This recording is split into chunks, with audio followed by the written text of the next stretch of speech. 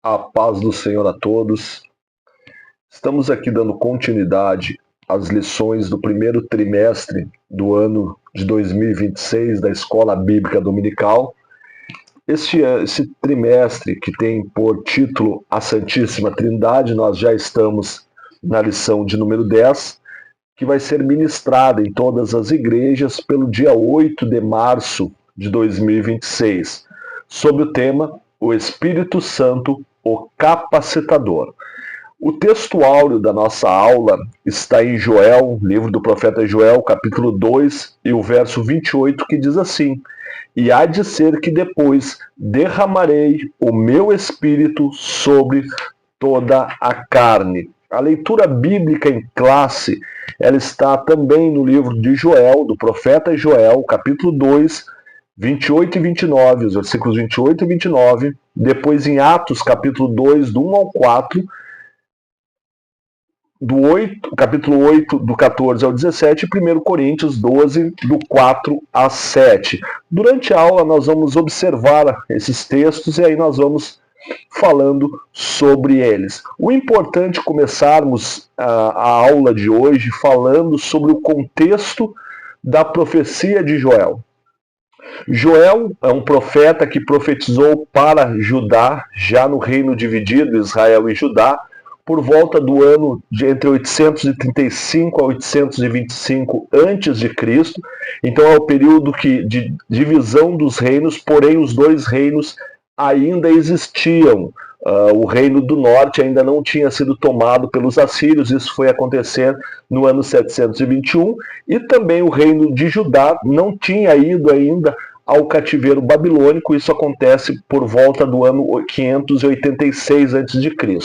Então Joel, ele começa a profetizar sobre um cenário muito ruim que Judá estava vivendo.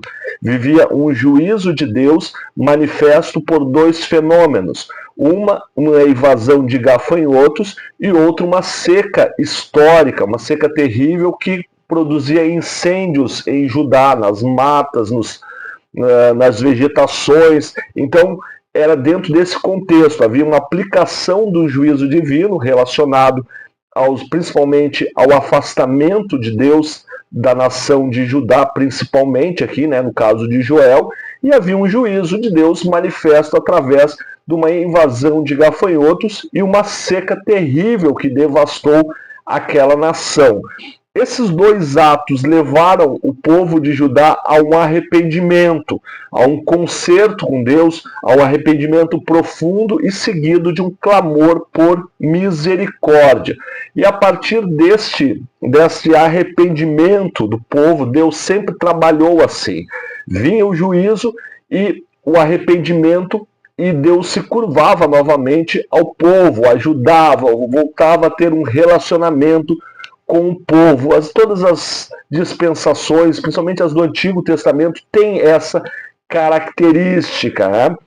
E aí Deus usa o profeta Joel para uma profecia que traria algo para aquele povo, uma esperança para aquele povo, mas uma profecia que ia além da nação de Judá, além do povo judeu, para todas as nações, quando ele vai dizer que e há de ser depois, derramarei o meu espírito sobre toda a carne. E aí ele vai continuar profetizando, e vossos filhos e vossas filhas profetizarão, os velhos terão sonhos, os jovens terão visões, e também sobre os servos e sobre as servas, naqueles dias derramarei o meu espírito.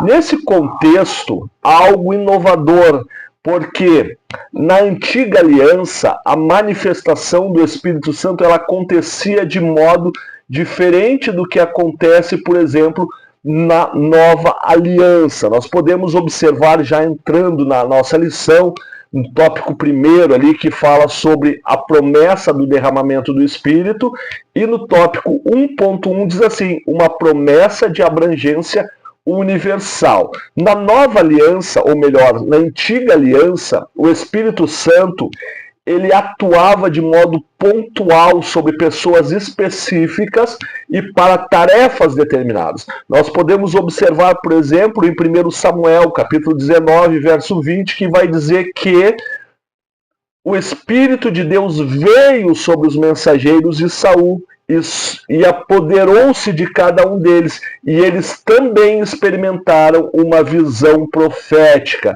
Segundo Crônicas, capítulo 15, verso 1 ao 2, vai dizer que então veio o Espírito de Deus sobre Azarias, filho de Obed, que saiu ao encontro de Asa.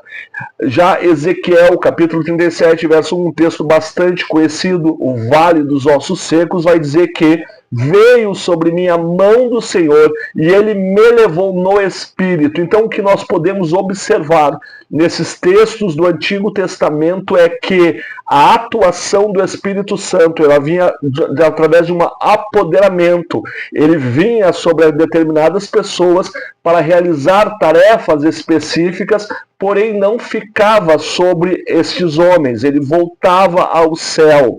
Então, dentro desse contexto, Ezequiel, ou melhor, Joel, vai trazer dentro do contexto dessa profecia algo novo. Ele vai dizer que nos últimos dias, ou melhor, naqueles dias, ou depois desses dias, as duas expressões que Joel usa, o Espírito Santo mudaria esta ação de possessão para um estado de ficar com os discípulos, ficar com os cristãos todos os momentos. Então, é algo novo apresentado aqui pelo profeta Joel. Já no tópico 1.2, vai dizer que é uma promessa com ação sobrenatural.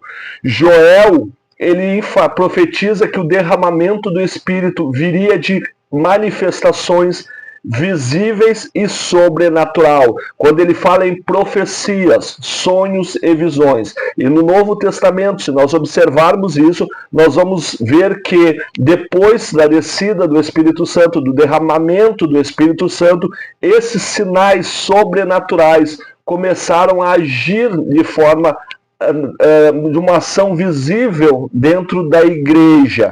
Então, uma situação bem diferente daquilo que vivia a antiga aliança, onde as pessoas eram tomadas. Agora não, as pessoas elas recebem o Espírito Santo e ficam com o Espírito Santo. E essa profecia também ela traz algo bastante democrático, quando diz assim que o Espírito Santo, ou seja, o meu Espírito, falando Joel falando, Deus falando através da boca do profeta Joel, quando ele vai dizer que o meu Espírito virá sobre toda a carne. É algo democrático, é uma descida, um derramamento democrático sobre todas as pessoas, homens, mulheres, jovens e velhos, servos e escravos, todos os povos, todos seriam manifestos esse derramamento do Espírito. Então, homens e mulheres, escravos e livres, com o objetivo qual? De edificação espiritual. E aí, já entrando na parte 1.3 da nossa revista, diz assim que uma promessa para os últimos dias. Então, o que nós temos até aqui é que Joel faz uma profecia, ele profetiza um derramamento do Espírito, uma ideia nova que na antiga aliança havia uma possessão para tarefas específicas, mas Joel ele profetiza que daqueles dias e depois desses dias haveria um derramamento do Espírito sobre toda a carne. Para o contexto judaico, para o contexto ali, era algo diferente do que vinha acontecendo na antiga aliança.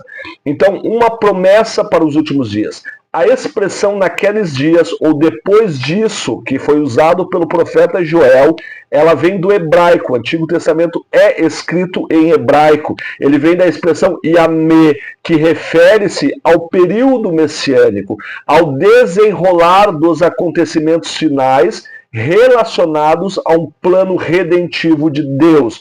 Ou seja, quando Joel usa essas duas expressões naqueles dias ou depois disso, ele está se referindo a um período de tempo. E esse período de tempo é após a vinda de Jesus. E quando há o cumprimento dessa profecia, no dia de Pentecostes, lembrando que Pentecostes era uma festa anual dos judeus, onde todos os povos iam até uma das festas de peregrinação, todos os povos iam até Jerusalém, então a cidade estava lotada, mas havia um grupo de pessoas, mais ou menos 120, que estavam no cenáculo.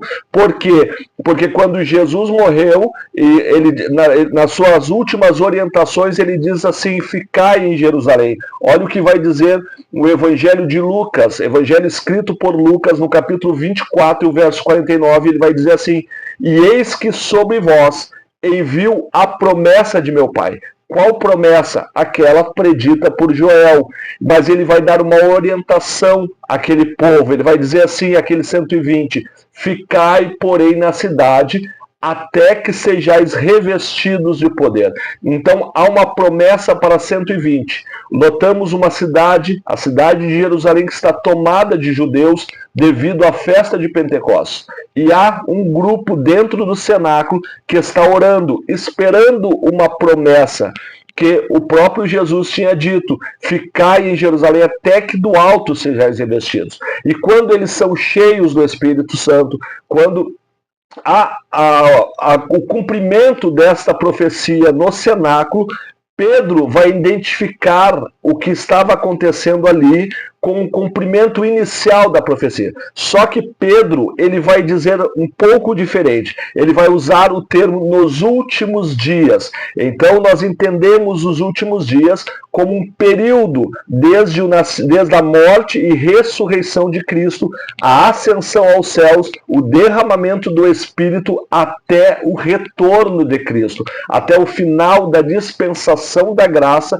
Este período, ele é conhecido como os últimos dias. Então, ali em Atos, capítulo 2, verso 17 e 18, Pedro usa a expressão, e acontecerá nos últimos dias. Mas agora ele não usa mais a expressão iame do hebraico. Ele vai usar a expressão grega escatais, ou seja, últimos dias, últimas coisas. E então a descida do Pentecoste, ela também, ali quando ele está profetizando, ele está dizendo que ali não era uma descida exclusiva do Espírito Santo para aqueles 120 que estavam ali. Ele está dizendo que a descida do Espírito Santo era é uma confirmação de uma profecia de Joel, que dizia que a partir daquele momento o Espírito Santo seria sobre todos, e os filhos e filhas, mulheres, homens, servos, escravos, seriam alcançados por esse derramamento. Então a descida do Espírito no Pentecoste, ele não é um evento isolado, mas ele marcou o início de uma nova dispensação. Uma dispensação em que o Espírito Santo, através dos dons, estaria junto com a igreja desde então. E é importante nós entendermos isso, que neste período é o início da igreja. A igreja, ela começa neste período, porque se nós olharmos no Evangelho segundo Mateus, no capítulo 16, o verso 18, diz assim, quando Jesus está conversando com Pedro e diz: e o povo, quem diz que sou? E aí os discípulos vão dizer: que tu és o Cristo, que tu és o Rei, que tu és... E para vocês, quem sou eu? E aí Pedro se manifesta dizendo: olha, eu te digo que tu és o Senhor. E aí Jesus diz para ele: Pedro, e tu és Pedro. E aí vai falar que sobre esta pedra, no caso ele está se referindo a si mesmo, tanto que Pedro depois vai dizer que Cristo é a pedra angular, e ele vai dizer que sobre esta pedra edificarei. O termo edificarei, oikodomeso, ele está se referindo ao futuro. Edificarei a minha igreja. E esta igreja, ela vai ser edificada a partir do Pentecoste, da descida do Espírito Santo. Tanto que Lucas, quem escreve Atos dos Apóstolos e o seu Evangelho, no seu Evangelho ele cita uma vez a palavra eclésia. Já em Atos ele cita 24 vezes a palavra eclésia, ou seja, assembleia, união de pessoas. Então, o que nós podemos observar é que a descida do Espírito no Pentecoste, ele não é um evento isolado. Nós temos hoje dois grupos de pensadores sobre esse tema pneumatológico, ou paracletologia, ou da paracletologia, que vão afirmar e vão por duas linhas diferentes. Uma linha é a do cessacionismo, que vai dizer que os dons espirituais, a atuação do Espírito Santo, ela para no momento em que termina o cânon bíblico, ou seja, quando João escreve as suas últimas cartas, ou o seu evangelho, ali quando está já em Éfeso, no final dos anos do primeiro século depois de Cristo, acaba ali esta atuação do Espírito Santo. Mas existe também outro grupo chamado continuista, a qual nós, pentecostais, seguimos essa linha que nós cremos que até os dias de hoje a atuação, os dons, os frutos e as manifestações sobrenaturais do Espírito Santo. Já na segunda parte ali da nossa lição vai falar o cumprimento, o poder para testemunhar.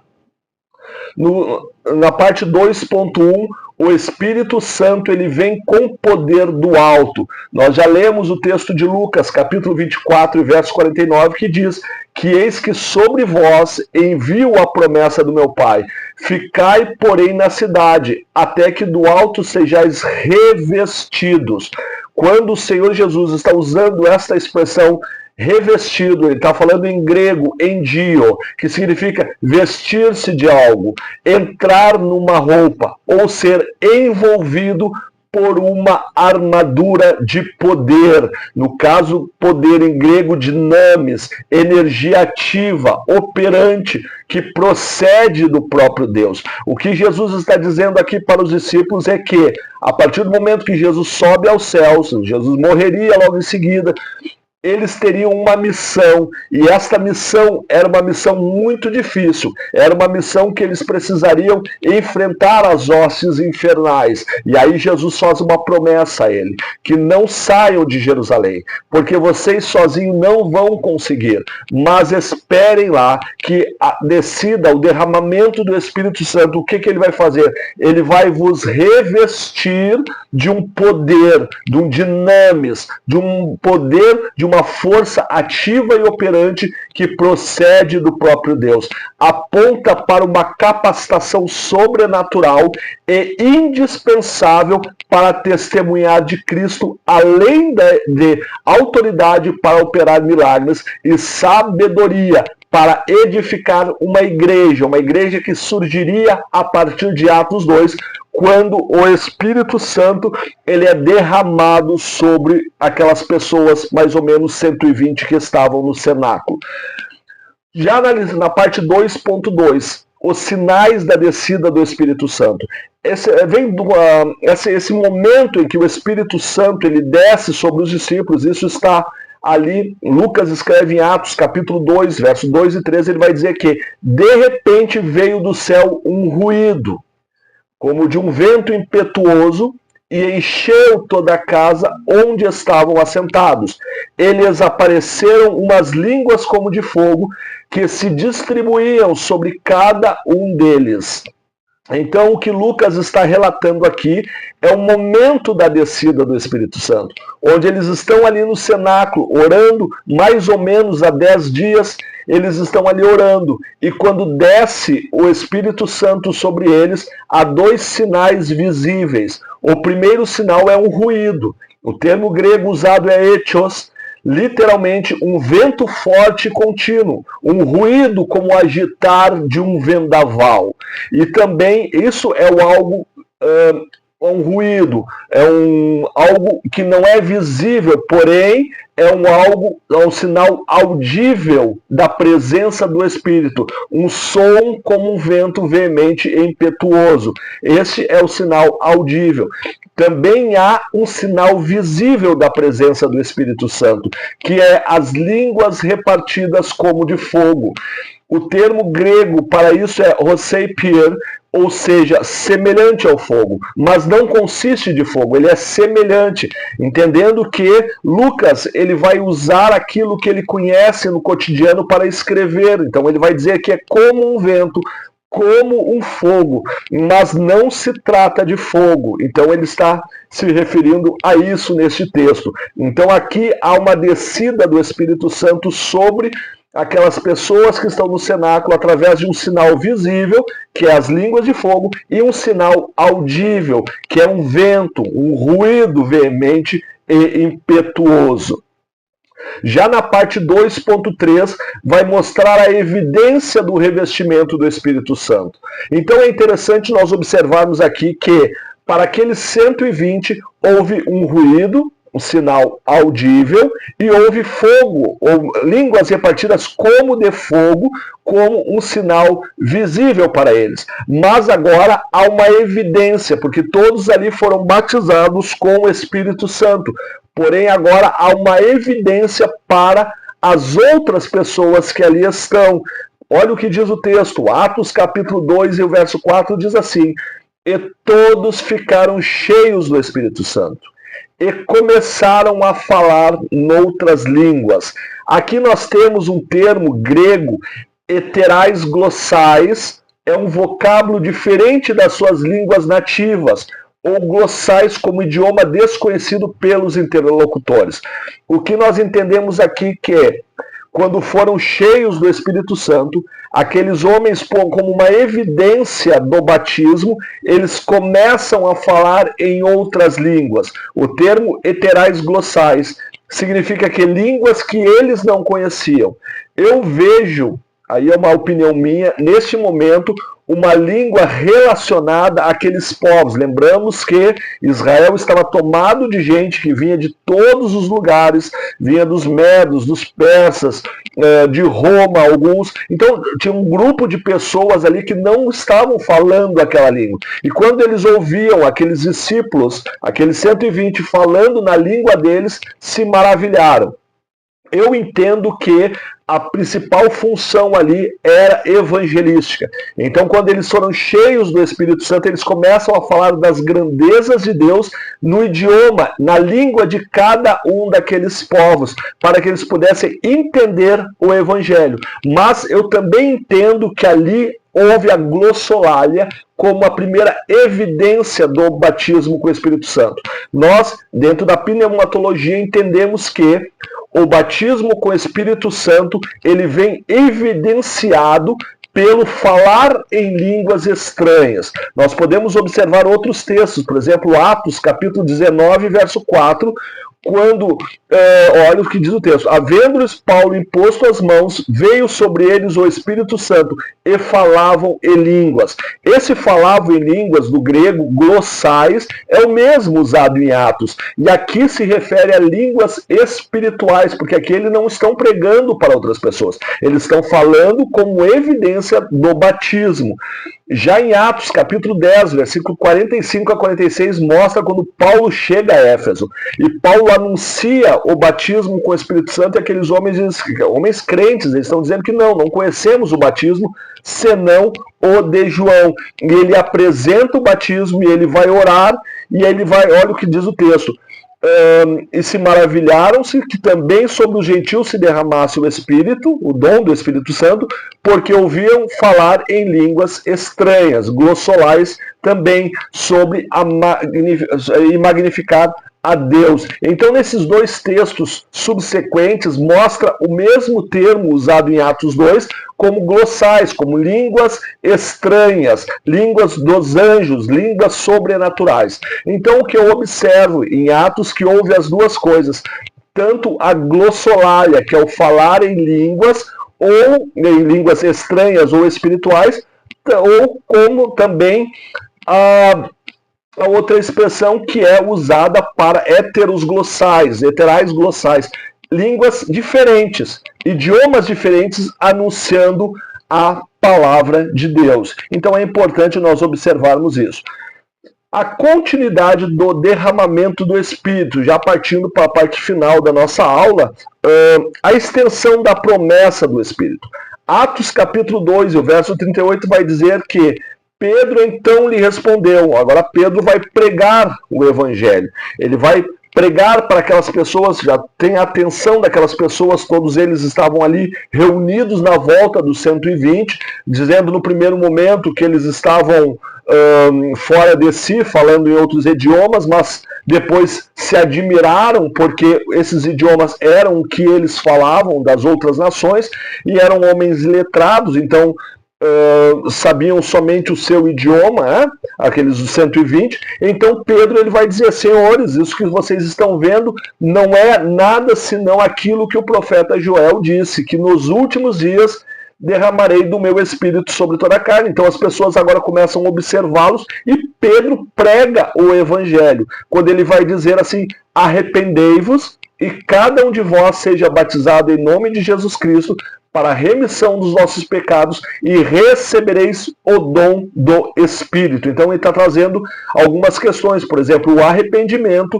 o batismo em nome de Jesus, agora é o batismo em águas, não o batismo com o Espírito Santo, e depois ele vai falar sobre o dom do Espírito. O que é o dom do Espírito? O dom, do grego doreia, presente grátis, sem necessidade de merecimento. Porém, é diferente da graça, porque o dom, a graça, ela é um valor imerecido, ela alcança a todos deliberadamente. Uns aceitam, outros não, mas a graça é imerecido e é um valor, um presente, algo imerecido. Já o dom, ele também é grátis, porém precisa de um passo para que receba esse dom. E esse passo é a aceitação de Cristo como Salvador. A partir do momento que o Espírito Santo vem viver na vida do cristão, aí sim os dons eles serão desenvolvidos. Esse dom ele não ficou restrito ao evento histórico do Pentecoste, mas é estendido aos crentes de todas as épocas. Isso não significa um universalismo irrestrito, mas a inclusão de todos os que, mediante a fé, invocarem o nome do Senhor. Então o dom, embora ele seja, a palavra dom, ela se refere a isso, a um presente imerecido, ele é de graça, porém precisa uma aceitação da salvação que há no Senhor Jesus Cristo. E esse revestimento de poder é algo distinto do novo nascimento. O novo nascimento, nós já falamos na aula passada do termo grego palingenesia, que é que quando nós somos revestidos, ou melhor, somos transformados, somos regenerados. A palavra regenerados, palingenésia, isso sim está relacionado ao novo nascimento, porém o revestimento de poder é um passo adiante para realizar-se algumas obras. O Espírito Santo, ele opera com diversidade e unidade. Olha o que Paulo vai dizer em 1 Coríntios capítulo 12, verso 4, quando ele diz assim: ora, a diversidade de dons. Ele está falando de um grupo de dons. A palavra diversidade, diaresis, distribuição ou variedade ordenada. Quando eu entendo que é uma variedade ordenada, nós sabemos que há uma diversidade de dons e cada um desses dons ele tem uma função específica para ser utilizado dentro da igreja. Nós precisamos entender que dons do Espírito Santo é o que Paulo está falando aqui sobre uma diversidade, e ele aponta 9 dons. Já frutos do Espírito são 9 também, mas não são os dons do Espírito Santo, são frutos que todo crente precisa mostrar, que está em Gálatas capítulo 5, verso 22 em diante, mostra que o crente, a partir do momento que ele aceita Cristo, ele vai desenvolver um fruto que tem 9 características diferentes. Aqui Paulo está falando de outra coisa. Ele está falando dos dons espirituais que servem para edificação da igreja, principalmente edificação da igreja. Então esses dons eles são distribuídos de uma forma ordenada. Também é importante nós observarmos aqui que o falar em línguas ali como evidência do batismo como Espírito Santo, ele é diferente de um dos 9 dons que é o variedades de línguas.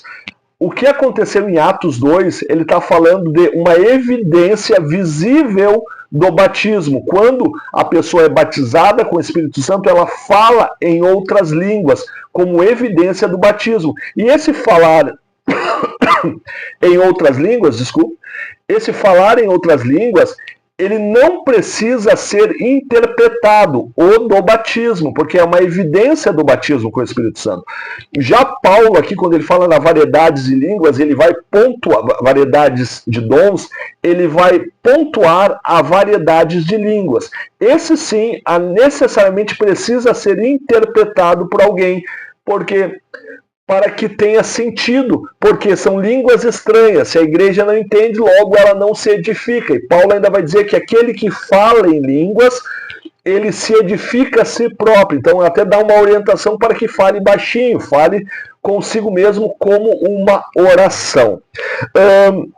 Então Paulo, ele utiliza esse termo diaresis para indicar que os dons espirituais eles não são uniformes, mas múltiplos e se complementam uns aos outros, se complementam para a edificação da igreja. O Espírito Santo é quem distribui os dons, charismata, o termo grego, capacitando os crentes para funções específicas. Isso está em 1 Coríntios capítulo 12, no verso 4 e no verso 11. Já o Filho, Deus Filho, Jesus, é quem dirige os ministérios diaconais. Então, os dons espirituais eles estão dentro dessa categoria de dons, ministérios e para produzir resultados, operação, né? Então o Filho é quem dirige os ministérios diaconais, estabelecendo funções e serviços na igreja. 1 Coríntios capítulo 12, verso 5. Já o Pai é quem opera os resultados.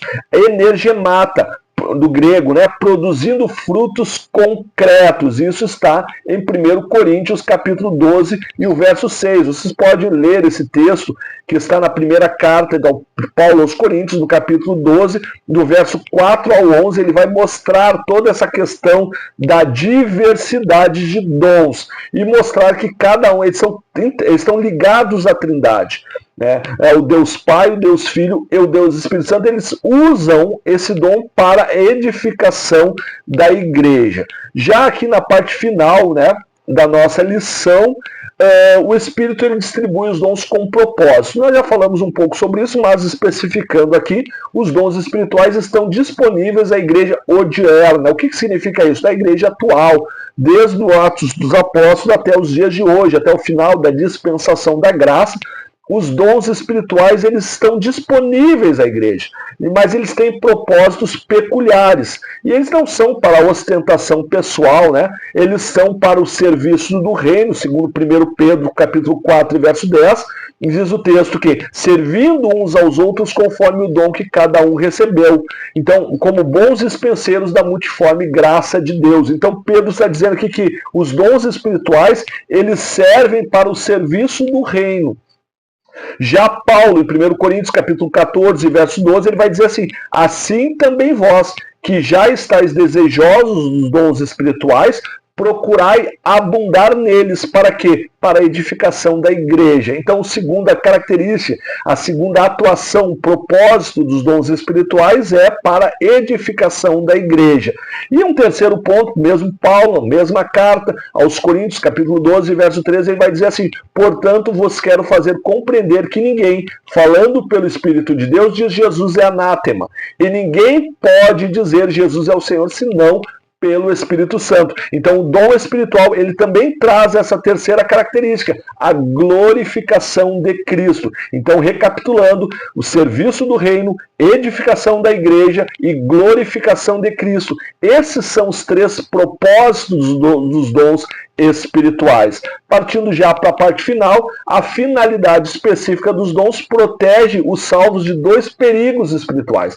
Nós temos que ter dois cuidados muito grandes relacionados aos dons espirituais. Primeiro, a soberba, né, que transforma o dom em motivo de vanglória. Paulo vai falar isso quando escreve aos Filipenses, no capítulo 2, verso 13, ele vai falar sobre isso, que muitos usavam os dons espirituais como vanglória, como merecimento, e isso que fazia com que eles se achassem melhores que os outros, quando não é esse o propósito do dom, é para edificar a igreja. Já um outro ponto, um ponto totalmente adverso é a negligência, né, que enterra o dom. Aquele que recebeu o dom, use-o. Né? Segundo Mateus, capítulo 25, verso 25, vai falar sobre os talentos, sobre os dons. Use-os, né? Não negligencie. Use para a glória de Deus, para serviço da igreja e para a glorificação do nome do Senhor. Então, a parte final aqui, já a conclusão, o Espírito Santo é o capacitador divino prometido aos que creem. Ele atua em cada geração com poder, em todas as gerações. Começou no Pentecoste até o final da dispensação da graça, né? Os dons espirituais e direção. Desde o Pentecoste, sua presença é real e contínua. O crente pentecostal vive não apenas no Espírito, mas pelo Espírito como testemunha viva do poder de Deus no mundo. Portanto, cada cristão regenerado é chamado a viver na plenitude do Espírito. Deus abençoe a todos, em nome de Jesus.